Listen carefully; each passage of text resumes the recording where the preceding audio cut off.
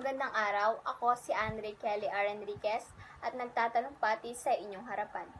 Ngayon, ating tatalakayin ang sinaunang Rome o Roma. Ang kasaysayan ng Roma ay maaaring ilarawan bilang isang kasaysayan ng power politics.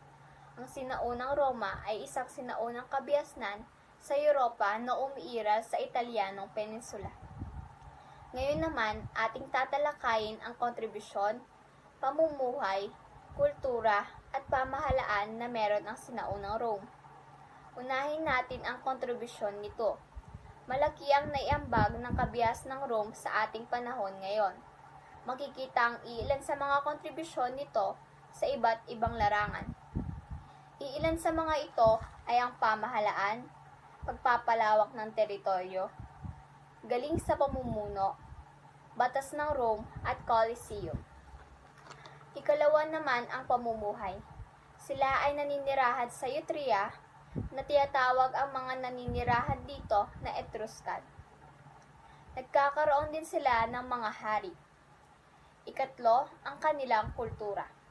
Ang kultura ng Romano ay isa sa mga dinadakila ng sandaigdigan na naghatid ng maraming impluwensya lalo na sa larangan ng kultura, hanggang ngayon ay pinapahalagahan pa ng kasalukuyang henerasyon. Iilang halimbawa din ay ang larangan ng sining, politika, panitikan, at iba pa. Ikaapat naman ay ang pamahalaan. Ito ay ang konsul na nahahati sa dalawa. Ito ay ang Senado at Asembleya. Kabilang din ang maestrador, praetor, aediles, quaestor, censor, at magistrate populi.